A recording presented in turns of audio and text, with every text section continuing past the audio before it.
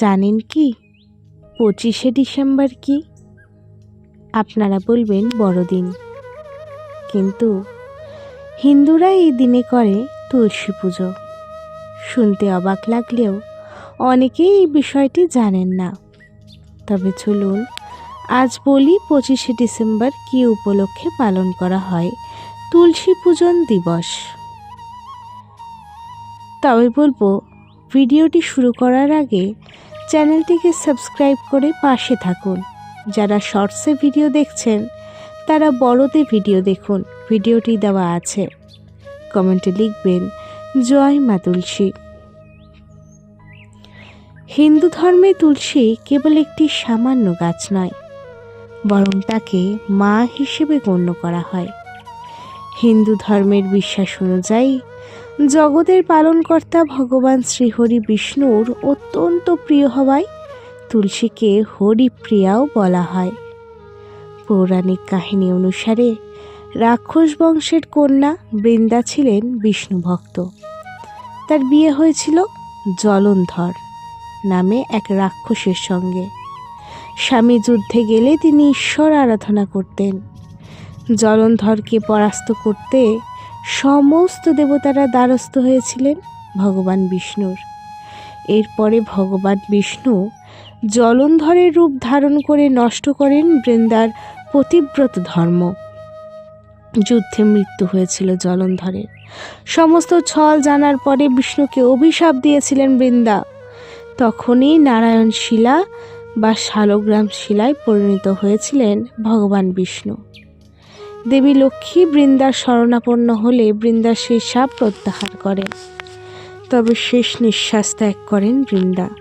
তার চিতাভস্ম থেকে জন্ম নেয় একটি চারা গাছ, যেটি হয় তুলসী।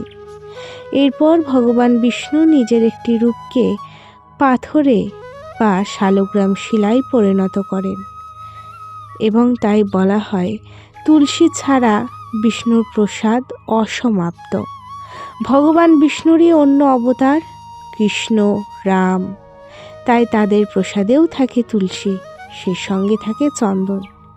তুলসী কিন্তু একটি ঘোরতর অন্যায়ও করেছিলেন। রামের অনুপস্থিতিতে সীতা তার শ্বশুর দশরথের পিণ্ডদান করেছিলেন বালি দিয়ে। সাক্ষী ছিল ফাল্গু নদী, ব্রাহ্মণ, তুলসী এবং বটগাছ। রাম এলে বটগাছ ছাড়া সকলেই মিথ্যাচার করে। তখনই তিনজনকে অভিশাপ দিয়েছিলেন সীতা। অভিশাপ ছিল তুলসীর শরীরে কুকুর এবং শেয়াল প্রস্রাব করবে। যোগ বেদান্ত সেবা সমিতি, বিশ্ব হিন্দু পরিষদ, বজরং দল 25শে ডিসেম্বর পালন করে তুলসী পূজন দিবস। হিন্দু ধর্মে তুলসী কেবল একটি সামান্য গাছ নয়, বরং তাকে মা হিসেবে গণ্য করা হয়। হিন্দু ধর্মের বিশ্বাস অনুযায়ী জগতের পালনকর্তা ভগবান শ্রীহরির বিষ্ণু অত্যন্ত প্রিয় হওয়ায় তাকে হরিপ্রিয়া বলতেন, যেটা আগেই বলেছি।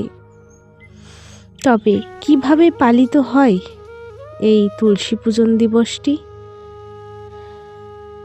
সকালে উঠে ঘুম থেকে তুলসী মঞ্চ বা টব পরিষ্কার করতে হয়, এবং তারপরেই তুলসীর মঞ্চটিকে অনেকেই বিভিন্ন আলপনা দিয়ে সাজিয়ে তোলেন। সন্ধ্যায় শুভ মুহূর্তে নিয়ম মেনে তুলসী মাতার পুজো করা হয়। পুজোর সময় তুলসী মন্ত্র জপ করতে হয় এবং তুলসী তলায় প্রদীপ জ্বালিয়ে আরতি করতে হয়। ভোগ হিসেবে মিষ্টি বা পায়েস নিবেদন করতে হয়। শেষে তুলসী গাছকে প্রদক্ষিণ করার রীতি রয়েছে।